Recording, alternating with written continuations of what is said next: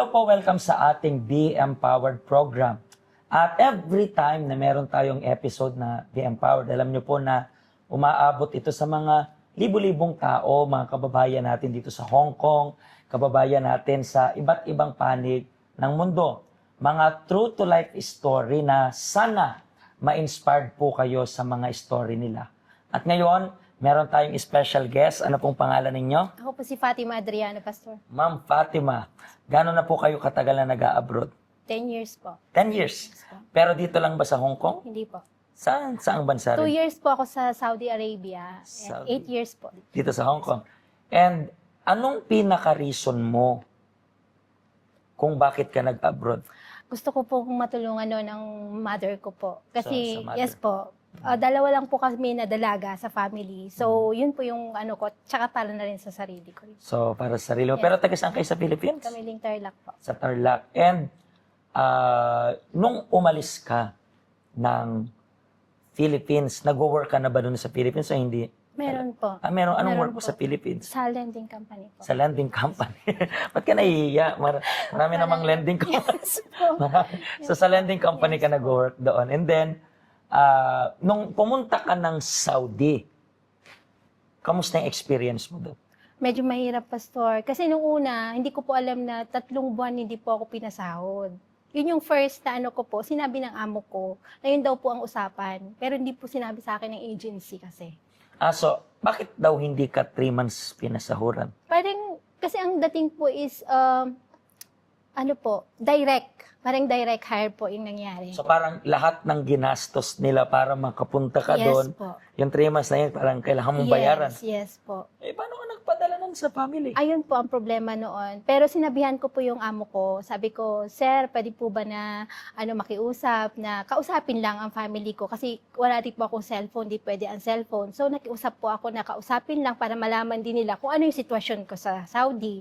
So yun po, pumayag po. And then sila na po yung bahala sa mga gamit na kailangan ko po, yung mga daily Mga needs. hygienes po, and po, everything. yes po. Pero, di ba bawal kang mag-cellphone doon? Pero may cellphone ka doon o wala? Meron pa akong bitbit, pero nung umpisa, kinuha na po nila. Nung kararating ko lang po, lahat po ng kinip na po nila.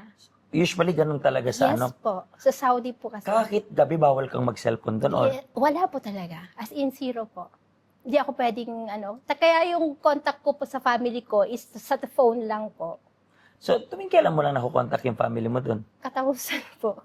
Sa So- tuwing sahod sana. Pero wala po akong 3 months. So, Yun sa po. katapusan lang, parang... Yes po. Once a Pero, month. nung sumasahod ka doon, ikaw naman nagpapadala ng ano mo or hindi? Sila po. Sila rin? Yes po. Kasama po ako nung first time. Pero nung magtagal na sila na po. Yung So, nagpapadala. paano yung day off mo doon? Wala talagang day off rin? Wala po. Sinasama lang po kami pag Friday kasi yun po yung parang pinaka-Sunday po ng family po. Sinasama para... Para mag lang po, mamasyal, kasama po sila.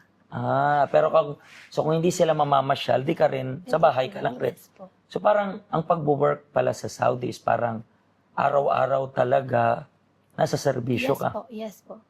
That's the reason why ba na hindi ka na bumalik ng Saudi? Hindi po. Yung pangalawang reason po is, nakita ko po kasi nahihirapan na yung amo ko na magpasahod kasi may driver po. Tapos lahat po ng sa bahay siya, si Baba. So yun po yung naging reason na sabi ko hindi na lang. So Pero- baka complicated pa yun, no? Yes po. Pero nakapag-renew po ako kasi ayaw po nila akong pauwiin. So sabi mo lang, uwi ka lang ng Pinas, tapos di ka na bumalik. Hindi na. Pero may plane ticket ka na sana pabalik. Well, opo. Meron na po. Pero hindi rin po nila binigay sa akin yung isang buwan na sahod ko. Yung last bago ka. Yes po. Grabe, no? Yes. Yun talaga Ibang-iba yung- pa. So, pero bakit naman ang next na destination mo, Hong Kong yung pinili mo? Nagkataon po nandito kapatid ko po. Mm. So that time po na umuwi ako ng Pinas, may pagkakataon po na mag-apply. So pinag-apply po ako after. Wala pong pahinga, diretso na po yung application po papunta rito. So after po ng lahat po na process, Mga gano'n rin katagal yung process? 4 months lang 4 po. months lang. Mm. So parang 4 months lang yung bakasyon mo doon sa Pinas. And Yes then, po. dito na. And dito sa Hong Kong, malaking difference, di ba? Yes. Kung Yes po. sa Saudi wala kang day off, dito weekly, may day off, may statutory pa. Pangalawa, makikita natin na pwede pa kayo mag-cellphone dito after ng working Yes po. hours. And basically dito yung batas is gumagana talaga. Nakailang amo ka na rin dito sa Hong Dalawa Kong? po. Dalawa. Yes po. Yung una mong amo, how was it? 2 years po ako doon natapos ko, pero hindi po maganda yung naging trato din po sa akin. Kasi hindi po talaga naging swak yung ang samahan po namin na amo. Pero inoferan ka pa rin niya mag-renew or hindi na rin naman? Gusto sana po. Kaya lang, ako na po yung nagsabi na hindi na. Ayaw mo na. Mm. And then, yung next is ito na yung current na. Yeah. Ilang taong ka na sa kanila? 6 years po. 6 years. Mm. So far, Saudi and then Hong Kong, alam natin na dalawang bansa na magkaiba, dalawang adjustment na magkaiba rin. Sa pag-a-abroad mo, ano naman yung pinaka naging challenge mo sa pag-a-abroad? Anong problema yung pinagdaanan mo while nag-work abroad? Marami pong challenge kasi yun nga, feeling ko po noon, ako po yung breadwinner nga ng family. So, lahat inako ko. So, parang hindi ko nakita yung limitasyon, Pastor. So, hindi ko po naisip ang sarili ko. So, parang napabayaan ko yung sarili ko. Yun yung parang hindi ko na may sariling buhay din po pala ako. Parang natali ka na lang sa routine ng buhay na Sa family lang. family, padala, work Yes hard po. din padala, work hard padala. Yes po. Then minsan marirealize mo na lang na, wait lang, Kamusta ako? kamusta ako? Yes po. Diba Totoo parang, po. parang bigay todo dun sa family, pero may buhay ka rin. Pero paano ka pala nakapunta dito sa health center? Evangelist po. May sa isang araw po, 4 na evangelist po yung... Nakausap mo, grabe, magpadala yung Diyos sa iyo. Isama Apat. po, opo. Bakit yung una ba tinanggihan mo? Hindi naman. Hindi naman po, wala lang time talaga. Kasi yung time na yun, nakaplano na po yung araw na yun. Tapos yung pangalawa, The same sa isang area lang. Sa ibang araw, lahat Isa tanggi. talaga po. Pero hindi ka talaga pumayag. Hindi po kasi may lakad po talaga ako. And then, paano ka na pumunta? Paano Yung ka last nag-decide? po na malapit po sa area ko, Mhm. sa area ng bahay po, parehas kami ng area. So, po siya na pwedeng invite Okay, next kita. time. Yes po, pero Saturday po kasi ang off ko that Mhm. time. Sabi ko, hindi kami magkaparehas. Pero trinay ko, pinasa niya ako sa kakilala niya ng Saturday. So, yun po. Doon na rin nagtuloy-tuloy. Gano'n ka na rin katagal sa health center? 6 years po. 6 years. So, medyo matagal na rin. Pero, paano nakatulong bilang isang OFW na siyempre, marami rin pinagdadaanan. Hindi naman biro yung pinagdadaanan natin dito. Pero paano nakatulong yung health center para ma-overcome mo or mapagtagumpayan mo lahat ng challenges? Maganda po dito sa health center kasi dito po yung may mga programa, yung mga gaya po ng Godlywood sa mga kababaihan po. So nakakaano po sa akin yon, nakakatulong po siya kasi na-evaluate po yung sarili ko. And yung mga ibang events po na nagaganap po dito. Wait lang, speaking of Godlywood, Yes. kasi alam natin na yung Godlywood is meeting para sa kababaihan lang. Kababaihan po. Doon mo ba na-realize na, wait lang, kailangan ko rin pahalagaan niya. Doon mo to po. na-realize. Yes po. So talagang itong program na ito, kasi alam natin yung Godlywood minsan is nakakatulong rin to para sa mga taong victim ng abuse. Yes. Meeting para sa kababaihan, labas ako dyan. Pero I believe, based sa mga naririnig natin na mga resulta, ang daming natulungan Yes nito. po. And then aside sa Godlywood Self-Help, ano pang mga program yun natulungan? Yung sa seminar ng financial. Finances Yes rin. po. Yes po. Yun. So, dito mo rin na-manage yung Yes finances mo. po. So, Nakitulong po. makikita natin na we are not really passing religion sa mga tao. We are passing yung tulong na kinakailangan. Like for example, yung inner self natin na pahalagahan. Hindi yan religion. Finances na magkaroon ka ng ma-manage mo ng maayos, hindi yan religion. Yan is para sa lahat. So ngayon, within the 6 years na nagpa-participate ka ng maraming mga programs sa health center natin, makikita mo yung before and after, di ba? Ibang-iba ka na ngayon. Paano na yung ikaw ngayon?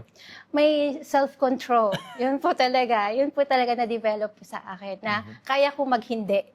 Sa mga bawat hingi po ng family, may mga limit na po. Yun po. Kasi hindi naman natin sinasabi na masama. Yes. Pero dapat sabi nga nila, lahat ng sobra is masama. Yes po. So hindi masamang magbigay pero nagiging masama kapag sobra-sobra nakakalimutan mo yung sarili mo. Yes po. Ganyan rin po ba yung sitwasyon ninyo? Siguro, you are lacking itong control. Siguro you are thinking, paano niya nagagawa yun? Kasi siguro kumakatok na sa utak mo, tika lang, wait lang, paano ako? Nandito kami para tulungan yang ako na yan na tinutukoy mo. So bukas yung help center natin para tulungan kayo. In the same way na natulungan siya na makilala kung sino siya at makita yung halaga niya at mamanage yung finances niya ng well. Yan rin po yung gusto namin ipasa para sa inyo. Just visit yung health center namin.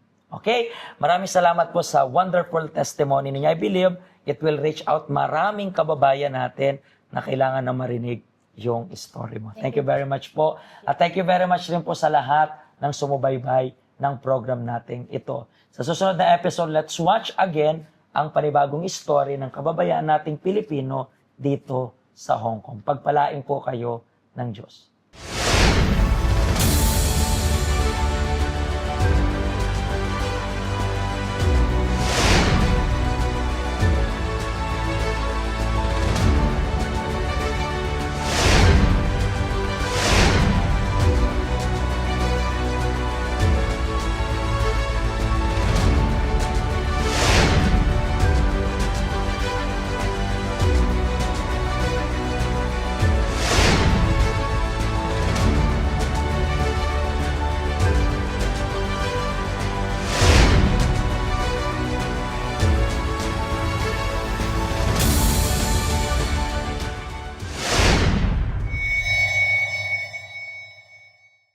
Hello, ako po si Pastor Joshua dito po sa UCKJ Health Center dito po sa Hong Kong. At yung mga napanood nyo pong testimony ay mga testimony ng mga OFW dito sa Hong Kong. Pero I believe makaka-relate rin naman kahit nasaan po kayong bansa. Basta OFW. Ang health center po natin ay walang pinipiling religion. Base na rin po sa name, Health Center. Kung kailangan nyo po ng karagdagang information, nandito lang po sa baba lahat ng information na kailangan ninyo. Kontakin nyo lang po kami at magiging masaya po kami na matulungan ka, ma-assist ka, nasaan man po kayong bansa. Pagpalain po kayo ng Diyos.